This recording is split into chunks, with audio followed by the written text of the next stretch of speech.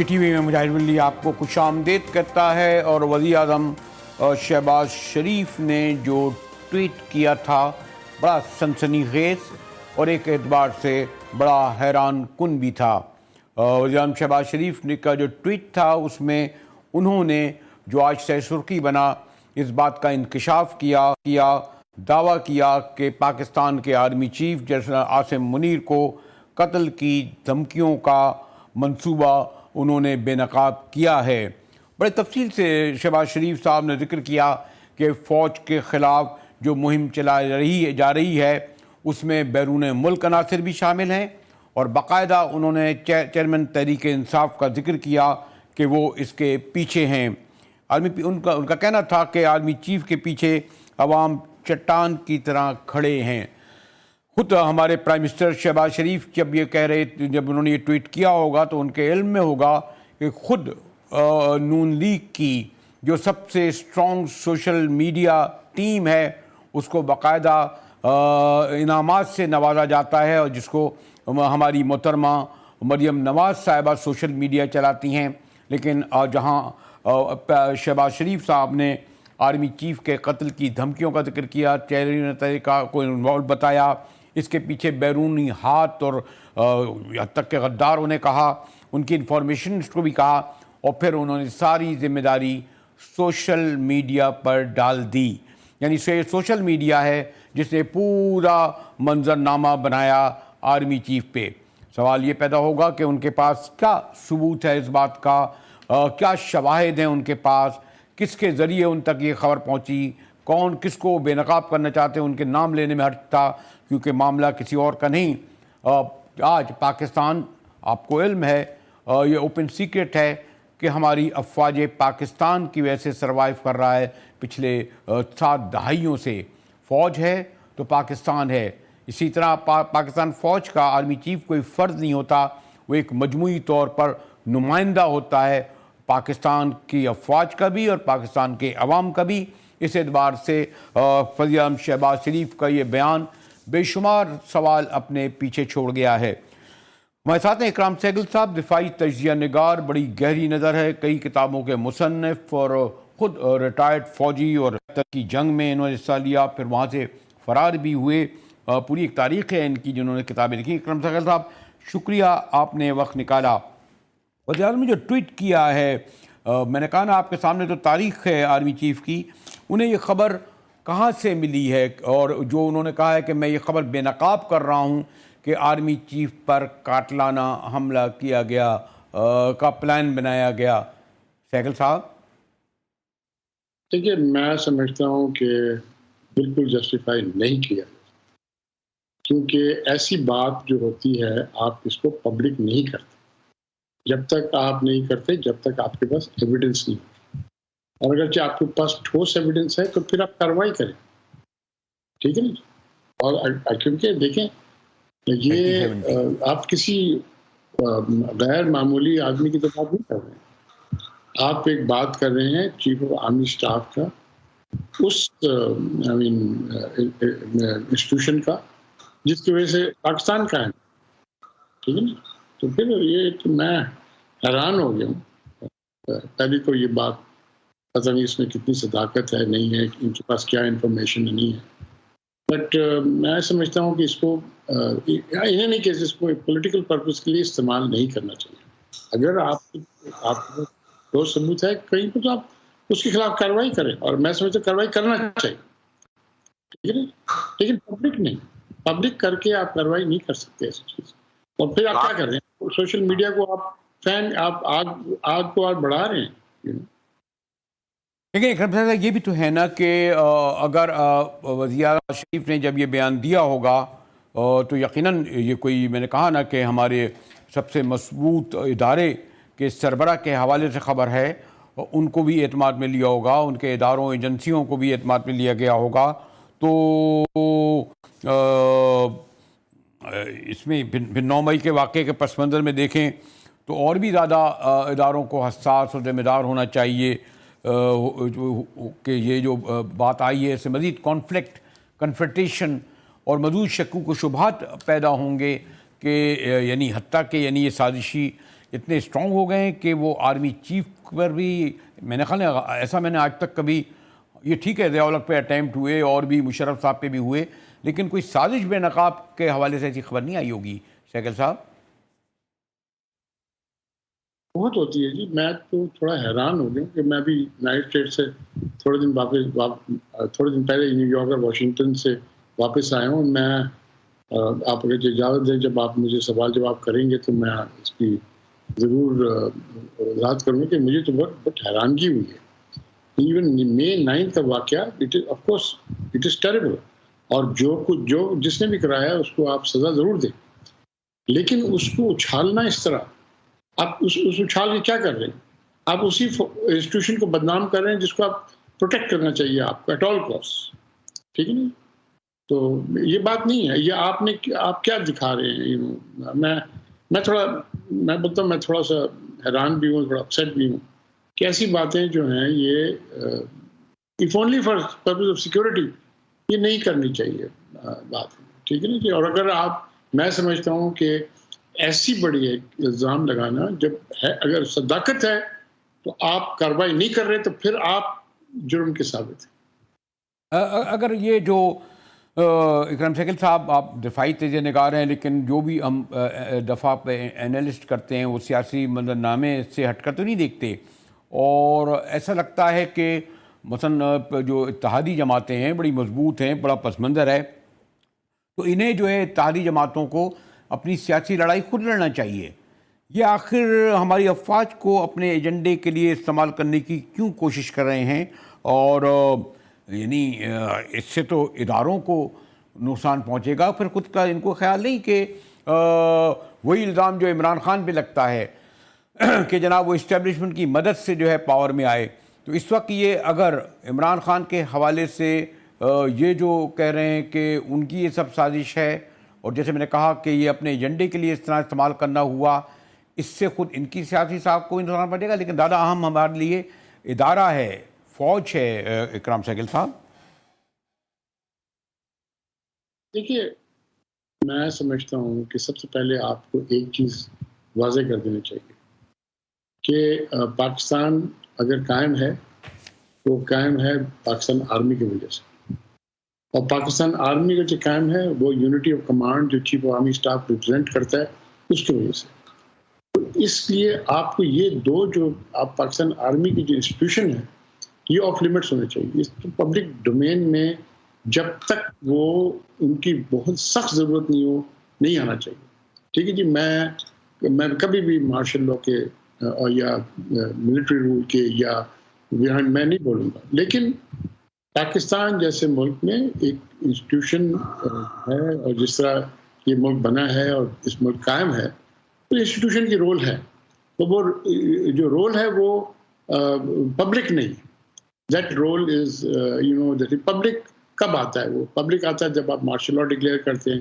Public آتا ہے جب آپ سیمی ایک کوائٹ کورٹ آف مارشل لاء جس سے مشرف صاحب نے کیا تھا وہ ڈکلیئر کرتے ہیں. تو جس طرح بھی ہے فوج کی رول ہے، لیکن جب وہ رول پبلک ہو جاتی ہے تو وہ نقصان جو ہوتا ہے وہ فوج کو تو ہوتا ہی ہوتا ہے، لیکن وہ پھر پاکستان ایز اے ملک کو ہوتا ہے. دیکھیے، یہ چھوڑ دے بات کہ بھائی اس پولیٹیکل پارٹی جو بھی گورنمنٹ میں ہوتا ہے وہ اٹیک کرتا ہے اپوزیشن کو، جی آپ خلاف کرتے ہیں. جب آصف نواز جنجوعہ صاحب فوت ہوئے اس سے پہلے آپ دیکھ لیں کتنا ان پر اٹیکس ہوا، اور کون کرتا تھا. ٹھیک ہے، میں نام نہیں لیتا، کون کرتا تھا. ٹھیک ہے، اس کے بعد جہانگیر کرامت صاحب جب تھے ان کے اوپر وہ چھوڑ کے چلے گئے. ٹھیک ہے جی. اس کے بعد کیانی صاحب آئے، کیانی صاحب سروائیو کر گئے جب تک وہ نہیں آئے. ان کو بھی جیسے بعد میں گئے تو ان کے اوپر الزام شروع ہو گیا. اس کے بعد آیا جنرل رحیل شریف کے بعد میں الزام آنا شروع ہوا کہ جی کوشش کرتے تھے کہ بھئی ایکسٹینشن ہو یہ وہ. جب سب کو پتا تھا، یہ بات سب کو پتا تھا کہ 8 مہینے پہلے انہیں واضح کر دیا تھا کہ میں ایکسٹینشن نہیں لوں گا، اور وہ بھی کلیئر اس لیے کر دیا تھا کہ سعودی عربین کے ولی عہد جو ابھی بھی ہے کراؤن پرنس، انہوں نے کہا تھا کہ جی ہمیں یہ دے دیں، ہم ادارہ کھولنا چاہتے ہیں جو پوری Islamic coalition against counter terrorism. انہوں نے بولا نہیں جی میں ایکسٹینشن نہیں لوں گا، لیکن وہ نکلے نہیں 3 دن کے اندر بولا کہ انہوں نے یہ زمین کھا گئے، وہ فلانا کھا گئے. اس کے بعد آگے باجوہ صاحب کی اپنی وہ تھی، اور وہ بھی ناؤ سبجیکٹ آف ویلیفیکیشن ہے جتنی بھی. تو یہ تو میں سمجھتا ہوں کہ یہ تو پہلی دفعہ یہ ہوا ہے کہ ایک سرونگ آرمی چیف کے خلاف ایک انسٹیٹیوشن. اور آپ کیا کر رہے ہیں؟ آپ یہ مارک اینٹنی والا پلوئے ہے. مارک اینٹنی کی بڑی اچھی اسپیچ تھی جو آپ نے سنا، بڑا فیمس جو اسپیچ ہے جولیس سیزر کے ڈیڈ باڈی پر. بروٹس نے کہا ہے کہ سیزر ایمبیشس تھا اور بروٹس بڑا آنریبل آدمی ہے، ٹھیک ہے نا. تو یہ وہی مارک اینٹنی اسپیچ ہے کہ جو آپ نے بروٹس کو بدنام کرنا تھا تو آپ نے پیار محبت سے اس کو بدنام کر دیا. پاکستان آرمی کو آپ نہ بدنام. ٹھیک ہے. ہمارے دفاعی تجزیہ نگار، میں نے کہا نا کہ دہائی سے خود لکھ رہے ہیں، پڑھ رہے ہیں، فوج کے حوالے سے بڑا معتبر نام ہے، اور ان کا یہ کہنا تھا کہ بغیر کسی ثبوت کے اتنا بڑا الزام لگانا قطعی طور پر سویلین قیادت کو، یعنی پرائم منسٹر شہباز شریف کو زیب نہیں دیتا، کیونکہ پاکستان ہے تو ہمیں تو فوج ہے، اور فوج کا سربراہ کتنا اہم ہوتا ہے ایک ادارے کا، اس کا پاکستان کے سیاست میں کیا رول ہوتا ہے، اس کے بارے میں کسی تشریح کہنے کی ضرورت نہیں ہے. مجھے ابھی تازہ ترین یہ خبر ملی ہے کہ تھوڑی دیر پہلے تو میں دیکھ رہا تھا کہ چودھری پرویز الہی صاحب کو عدالت میں پیش کیا گیا تھا، اور چودھری پرویز الہی صاحب کو جب عدالت میں پیش کیا گیا تو انہوں نے بڑی قسم پرسی کے عالم میں پیش کیا گیا. اس پر ہم گفتگو کریں گے کہ کس حوالے سے یہ خبر آئی ہے کہ یہ جو پرویز الہی صاحب کو آج عدالت سے پیش کیا گیا، انہوں نے بیان دیا تو ان کی ملاقات چودھری شجاعت حسین سے ہوئی ہے. اگر یہ بریکنگ نیوز ہے لیکن پھر بھی مجھے بریک کی طرف جانا پڑے گا، پھر گفتگو کریں گے ذرا تفصیل سے. ہمارے ساتھ رہیے گا.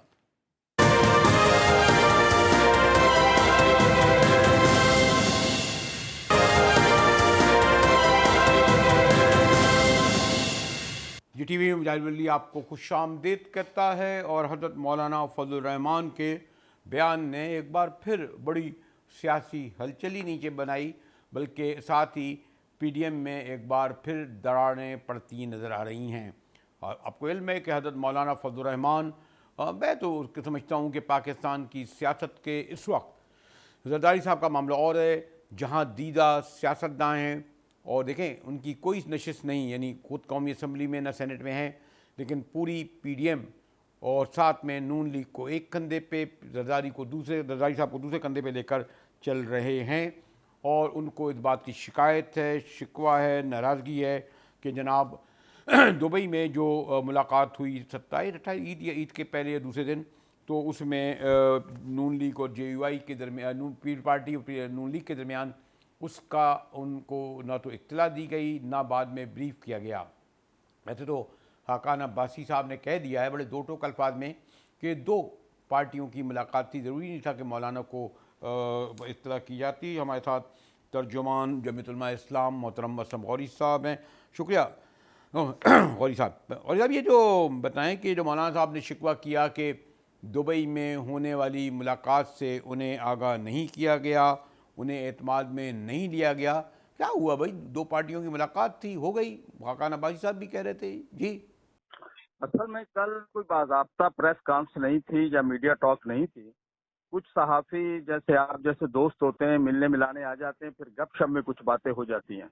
تو یہ جسٹ لائک گپ شپ میں باتیں ہوئی تھیں. اسی طرح سوال کیا گیا ان کو کہ جی آپ کو دبئی مذاکرات میں آپ کیوں نہیں گئے وہاں پر، آپ نے کیوں اس میں حصہ نہیں لیا؟ تو انہوں نے کہا کہ یہ مجھے بھی نہیں پتا وہاں کیا ہوا ہے اور میرے علم میں نہیں ہے، بلکہ پی ڈی ایم کی کسی جماعت میں نہیں ہے. تو یہ ان جماعت کے علم میں نہیں ہے، یہ ان کا موقف تھا جس کو کچھ لوگوں نے اپنے انداز میں اس کو چلایا ہے. نہیں غوری صاحب، آپ کو علم ہے کہ میں نے جیسے کہا نا کہ میں خود مولانا صاحب کو بڑے نیاز مندی رکھتا ہوں، اب سے نہیں برسوں سے، بلکہ ان کے والد صاحب سے بھی ملاقات میری رہی ہے. بڑے ناپ تول کر گفتگو کرتے ہیں، بیان اس طرح نہیں دیتے کہ ہمارے لوگ جس طرح سیاستداں کرتے ہیں. اور اسی لیے غالباً سابق وزیر اعظم نون لیگ کے حقان عباسی نے بھی کہہ دیا کہ جس کا میں نے ذکر آپ سے پہلے سوال میں بھی ذکر کیا تھا کہ ملاقات ہوئی ہے، آپ کا کیا کام اس میں؟ تو بات تو درست ہے کہ بھئی دو پارٹیاں ملتی ہیں، آپ کسی سے ملتے ہیں، یہ ملتے ہیں، لیکن دبئی ملاقات کو مولانا نے کیوں اتنی اہمیت دی؟ शायद खाकान अब्बासी साहब भूल गए हैं कि ये दोनों पार्टियां गायब थी जब हम 14 मिलियन मार्च कर रहे थे और लाखों लोगों को लेकर इस्लामाबाद बैठे। ना दोनों पार्टियों की क़यादत मिल रही थी लोगों को। कोई दुबई में थे, कुछ मुल्क से बाहर थे और कुछ उनके कारकुन भी गायब थे। तो वो बड़ी पार्टियां पता नहीं किस नुक्ता नज़र से कहते हैं, शायद जोड़ तोड़ करके असम्बलियों में पहुंच जाना और कि किसी और जराए से राब्ते कर लेने को बड़ा पार्टी कहते हैं। असल बड़ी पार्टी वही होती है जो स्ट्रीट पावर रखती है, उसी को बड़ी पार्टी कहते हैं। जहाँ तक हमारे ज़राए कहते हैं और परसेप्शन भी यही है कि जो ख़बरें आईं बल्कि ज़राए ने कि दुबई में होने वाली मुलाकात में एजेंडा जो है वो निगरां या इंटर्म सेटअप का था। और मेरे ख़्याल में तो ये एक ऐसा इशू है जिस पर पीडीएम यानी तमाम जमातों को मिलकर कोई कलेक्टिव डिसीजन लेना चाहिए, क्योंकि बड़ा अहम मामला है ना। केयर टेकर प्राइम मिनिस्टर, फिर चारों सूबों के वज़राए आला, फिर अगर वक्त पे इलेक्शन होना या उसकी मुद्दत में इजाफा करना। तो अभी तक पीडीएम का इजलास क्यों नहीं हो रहा इस सिलसिले में? नहीं, ऐसा बात नहीं है। बात सिर्फ इतनी सी है कि ये जब निगरान हुकूमत बनती है तो ये इलेक्शन के लिए निगरानी करती है, गैर सियासी हुकूमत होती है। बेहतर तरीकाकार तो यही है कि इसको अपना सिर्फ जो वजीर आजम और अपोजिशन लीडर है वही मिलकर तय करते हैं, उनको ही करना चाहिए। जैसे केपीके की जो हुकूमत बनी है निगरान, वहाँ पर जो वजीर आला केपीके हैं उन्होंने तमाम वज़रा के खुद इंटरव्यू किए और उसके बाद उनको अपनी काबीना में लिया है। वहाँ सियासी जमातों की बाकायदा सियासी जमातों ने आदमी नहीं दिए हैं। और इस तरह ये जो ताइनी तरीक़ाकार है उसके मुताबिक होना चाहिए। पीडीएम जो है, पीडीएम अपनी जगह है, लेकिन पीडीएम एक तहरीक का नाम था जो इमरानी हुकूमत के खिलाफ चलाई गई थी। अब पीडीएम कोई सियासी इत्तेहाद नहीं है और मैं समझता हूँ डे बाय डे पीडीएम जो है वो शायद इख्तिताम की तरफ जा रही है। और जैसे जैसे इलेक्शन करीब आएगा तो फिर सूरत हाल थोड़ी तब्दील हो जाएगी। फिर हम उसी तरफ हमें देखना होगा कि अगले सीट एडजस्टमेंट किन के साथ होती है, नया इत्तेहाद किस तरह होते हैं। जी बहरहाल मैं आज कहीं मुझे लगता है कि ये बात मौलाना की नाराज़गी जरदारी साहब तक तो ज़रूर पहुंची होगी, उन्होंने रब्ता भी किया होगा, लेकिन इस तरह उसकी तशहीर नहीं हुई। लेकिन मियां नवाज़ शरीफ साहब ने मौलाना से रब्ते किया है या कर रहे हैं या मीटिंग होगी, इसकी खबरें आ रही हैं। आप क्या इसकी तस्दीक करेंगे? और अगर बहरहाल मियां साहब से जो कुर्बत है उसके बाद उनकी नाराज़गी दूर भी शायद हो चुकी हो। मेरा ख्याल उनको करना चाहिए और शायद इस सिलसिले में कुछ लोगों के राब्ते हुए हैं। और मैं समझता हूँ कि हो जाएंगे। असल में हम सब ने मिलकर कुर्बानियां दी हैं। जो आज अगर कोई हुकूमत में बैठा है, हम तो सिर्फ दोस्तों के साथ साथ निभा रहे हैं। 4 वजारतें हैं, आपको पता है 80 रुकनी काबीना है। हमने तो 4 से कभी ऊपर 5वीं मांगी नहीं है। और ये भी जो 4 वजारतें हैं ये उन्हीं की ख्वाहिश पे हमने ली है कि हमें हिस्सेदार रहना चाहिए हुकूमत का। तो हमारी कभी पॉलिसी ये नहीं रही है, ना कभी हम हुकूमतों में जाने के इतने शौकीन होते हैं कि हर आइनी और गैर आइनी रास्ते अपनाएं। और इंशाल्लाह हमने आज तक जो भी रास्ते अख्तियार किए वो आइनी थे और इंशाल्लाह आप भी आइनी रास्ते ही हम इस सिलसिले में अख्तियार करेंगे। शुक्रिया असम गौरी साहब। गौरी साहब से गुफ्तगू हो रही थी। मेरा तो यही ख्याल है कि अब तक मौलाना साहब की जरदारी साहब और नवाज़ शरीफ साहब से टेलीफोन पर गुफ्तगू हो चुकी होगी, नाराज़गी भी दूर हो चुकी होगी। और ज़रा गुफ्तगू कर लें कि आज शरीफ ख़ानदान के एक और नौनिहाल को रिहाई मिल गई, बरी हो गए मनी लॉन्ड्रिंग के केस से, और एक के बाद दूसरे शरीफ बरी होते चले आ रहे हैं। गालिबन इस वक्त जेल में तो छोड़िए, गालिबन अब केसेस भी तमाम ख़त्म हो गए हैं, नैब के या मुख्तलिफ़ अदालतों में चल रहे थे। गुफ्तगू करेंगे एक ब्रेक के बाद, हमारे साथ रहिएगा।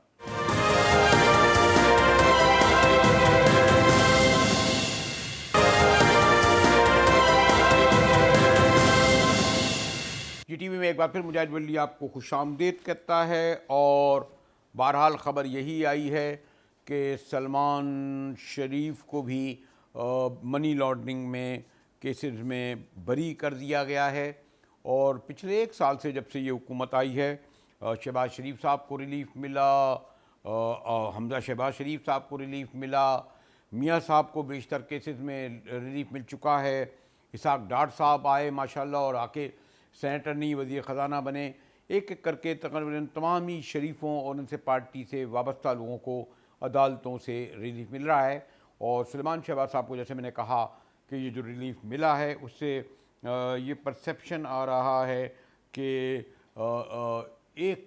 यानी अपोजिशन को तो मैं मुहतात रहूँगा ये कहते हुए कि کٹہرے میں رکھا گیا ہے, ہاتھ پیر باندھ دیے گئے ہیں.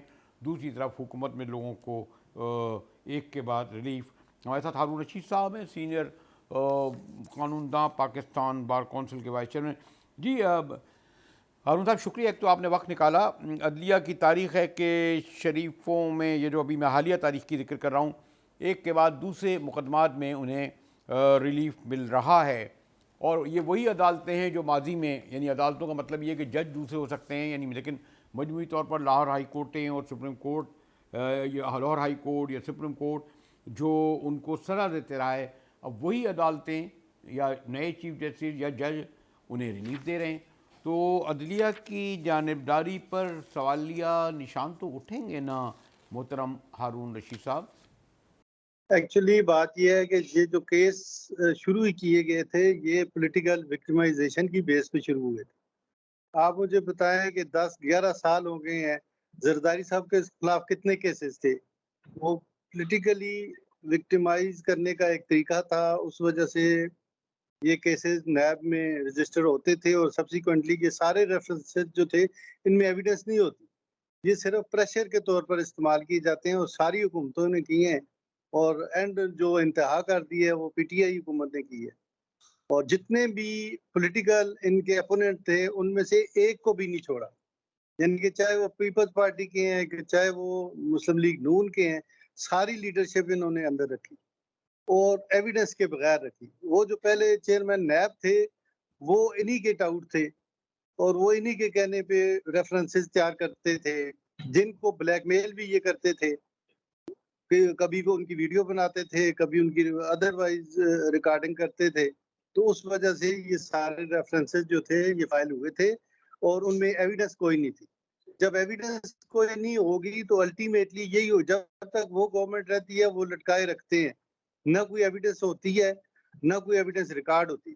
تو جب الٹیمیٹلی دیکھا جاتا ہے تو وہ کورٹس بھی یہ سمجھتی ہیں کہ ان ریفرنسز میں یا ان کیسز میں کچھ نہیں ہے, تو وہ پھر ایکویٹی کرتی ہے. کورٹ کے پاس ادروائز کوئی آپشن نہیں ہوتی کہ کیس بنے نہ بنے اس کو سزا دینی ہے. وہ ایک ہی مثال ہے سپریم کورٹ کی اس ایسے کیس میں جس میں کوئی ایویڈنس نہیں تھی, اور پہلے وہ کیس تھا بھٹو صاحب کا, دوسرا نواز شریف صاحب. جب نواز شریف صاحب کو اس جرم کی سزا دی گئی کہ انہوں نے اپنے بیٹے سے پے نہیں لی, اور بھٹو کو سزا دی گئی تھی کہ وہ ایک بہت بڑا سیاسی لیڈر تھا اور وہ کافی لوگوں کی نظر میں تھا, تو ملک اور قوم کی تباہی تو وہاں سے شروع ہوئی جب بھٹو کو پھانسی دی. ہارون صاحب اب مجھے پھر تاریخ میں تو جانا پڑے گا, بہرحال اگر آئین اور قانون کی بات ہوگی تو تاریخ میں تو جانا پڑتا ہے نا. میں بہت پیچھے 50 کی دہائی میں نہیں جاؤں گا, ایوب خان کو ریلیف جس طرح ملی, لیکن یہ تو پیپلز پارٹی کی گورنمنٹ, آپ کو یاد ہوگا الیکٹڈ گورنمنٹ تھی. ٹربنل بنایا گیا ان لوگوں پر, بلوچوں پختونوں پر, پتہ نہیں سازش کر رہے تھے, غداری کر رہے تھے, دھماکے کر رہے تھے, اور اس کی جو سماعت بھی 6 پھاٹکوں کے اندر ہوتی تھی. بات کا میں وہ پھر اس کا بھی ذکر آئے گا لیکن نواز شریف والوں کا, لیکن یہ تو لیکن بھٹو صاحب نے کسی کو پھانسی نہیں دی تھی. میں پولیٹیکل وکٹمائزیشن کی بات کرتا ہوں. بھٹو صاحب نے بھی اپوننٹ کو کے خلاف کرتے ہوں گے, کرتے رہے ہیں, لیکن میں آپ کو یہ کہتا ہوں کہ اس کا فائدہ کیا ہوتا ہے کہ الٹیمیٹلی جو کیس فیک ہوتے ہیں, جو وداؤٹ ایویڈنس ہوتے ہیں اور صرف پولیٹیکلی وکٹمائز کرنے کے لیے ہوتے ہیں, ان کا فیوچر کوئی نہیں ہوتا. لیکن بہرحال ہارون رشید صاحب اب پھر وہ میں بالکل قطعی طور پر بڑے میرے لیے محترم رہے ہیں, جسٹس قیوم ان کی فیملی سے بھی بڑا تعلق ہے, لیکن آپ کے زمانے آپ کا سوری چوسے شریفوں کے زمانے میں کیا ہوا؟ جس طرح جو سزائیں دی جاتی تھیں اپنے مخالف یعنی پیپلز پارٹی کو, بی ان کے دور میں جیلوں میں رہیں. جسٹس قیوم کا واقعہ یاد ہے آپ کو, جو بڑی مشہور ہوئی تھی آڈیو, جس میں وہ غالباً لا منسٹر سے کہہ رہے تھے کہ تسی دیر کیوں کر رہے ہو, جلدی سزا دو جی, بڑا پریشر ہے مجھ پر, ان کو کہا جا رہا تھا, اور جسٹس قیوم پہ کچھ سوال جواب دیتے ہیں. کچھ عجیب آڈیو ویڈیو, گو کہ میں آڈیو ویڈیو کو کوئی ثبوت نہیں سمجھتا, لیکن یہ حقیقت ہے. خیر میں سپریم کورٹ پر حملے کا بھی ذکر نہیں کروں گا, وہ ایک الگ موضوع ہے. ویسے میں آپ کو آج یہ کلیئر بتا دوں کہ اس ملک کو تباہ کرنے والے, اس ملک کی جمہوریت کو تباہ کرنے والے سب سے پہلے نمبر پہ جوڈیشری ہے, کہ جس نے ہر مارشل لاء کو ڈیفینڈ کیا اور پروٹیکٹ کیا. جتنے مارشل لاء پاکستان میں لگے ہیں سب کو ڈیفینڈ کیا جوڈیشری نے, اور آخر میں آ کے پرویز مشرف والے کیس میں حد ہو گئی کہ جس میں 17 رکنی بینچ یہ کہتا ہے کہ آپ chief executive of the country ہو گئے، آپ نے ٹھیک طور پہ جو گورنمنٹ ہے اسے ڈیزالو کیا ہے، اور نواز شریف ایک کرپٹ آدمی تھا، اور پھر آپ اپنے طور پہ ایز اے چیف ایگزیکٹو آئین میں امینڈ کر سکتے ہو. تو ایسی چیزیں، ایسے آرڈر اگر سپریم کورٹ میں آئے تو یہ تو حلف کی خلاف ورزی ہے جو سپریم کورٹ کے ججز لیتے ہیں کہ ہم آئین کے مطابق کام کریں گے اور اپنے کسی انٹرسٹ پہ کام نہیں کریں گے، ذاتی انٹرسٹ پہ. آپ یہ جوڈیشری کو تو ذمہ دار ٹھہرا رہے ہیں، لیکن بیچارہ کوئی جج کے پاس نہ پولیس ہوتی ہے نہ سیکورٹی فورس ہوتی ہے، وہ کہ آئین کے تحت فوج پابند ہوتی ہے اس کے حکم پر چلنے پر. لیکن پھر جس سجاد علی شاہ صاحب کے ساتھ کیا ہوا؟ بیچارے کس طرح بے بسی کے عالم پہ تھے، سپریم کورٹ پر حملہ ہوا اور آپ کے سوری ٹو سے موجودہ وزیر اعظم باقاعدہ 2 بسوں میں بھر کے لانے والوں کو خطاب کرتے نظر آئے تھے کہ تسی نان قیمہ کھا لیا، واپس جاؤ. تو اب اگر بات کریں گے تو تاریخ میں آئے گا نا کہ چلے تحریک انصاف نے جو کچھ کیا یا عدالتوں کے ساتھ یا ججوں کے ساتھ، پیپلز پارٹی اور نون لیگ کا ماضی بھی اس سے مبرہ تو نہیں ہے. اور پھر جج بیچارہ بڑا بے بس ہوتا ہے، میں نے جیسے کہا ان کے پاس کون سی فورس ہوتی ہے. وہ بات آپ کی ٹھیک ہے، لیکن میں ساری وکیلوں کا اس میں کوئی قصور نہیں ہوتا. جس کا قصور ہے میں اس کے بارے میں کہتا ہوں. وکیل تو جو ہیں ہمیشہ آئین کے ساتھ اور قانون کے ساتھ کھڑے ہوئے ہیں. ہم نے چودھری افتخار جیسے بندے کو اس کی موومنٹ چلائی اور اسے بحال کروایا، جو کہ پھر عدلیہ کا ایک اس نے جو رول پلے کیا، آج عدلیہ وہی فیس کر رہی ہے. جس عدلیہ کو ہم آزاد کرانا چاہتے تھے وہ آزاد تو نہیں ہے. معذرت کے ساتھ اگر گفتگو میں عدالت کے حوالے سے اور حکومت کے حوالے سے اب 9 مئی کا کیسے میں اس کو اگنور کر دوں کہ غالباً 37 خواتین جیلوں میں ہیں، 5,500 ہزار سیاسی کارکن ہیں، اور 2 ماہ تک ابھی تک کوئی استغاثہ، یعنی کوئی اٹارنی جنرل نے صوبوں کے جو ہے ذمہ داروں نے کوئی کیس ہی پیش نہیں کیا ابھی تک، نہ پولیس کی جانب سے، نہ ایف آئی اے کی جانب سے، نہ ایس آئی کی جانب یا پھر دوسری ایجنسیوں کی جانب سے. یعنی آج تک یہ ایک راز ہے کہ 9 مئی کو کیا کس کے اشارے پر سب کچھ ہوا. اگر یقیناً چیئرمین تحریک انصاف کے کہنے پر ہوا تو ابھی تک تو وہ آزاد گھوم رہے ہیں. بیچارے ایک عام کارکن 2 ماہ سے ہیں، اور اب شاید ملٹری کورٹس میں بھی ان میں سے کیس بھیج دیے گئے ہیں. ایسا تو نہیں ہے نا ہارون صاحب، یہ کس کا ہاتھ تھا؟ یہ ابھی تک تو نہیں ثابت ہوا نا. میری بات سنیں، جن لوگوں نے انویسٹیگیٹ کیا یا جو لوگ ٹرائل کر رہے ہیں، یہ ساری جو کیس فائلز ہیں ان کے سامنے ہیں.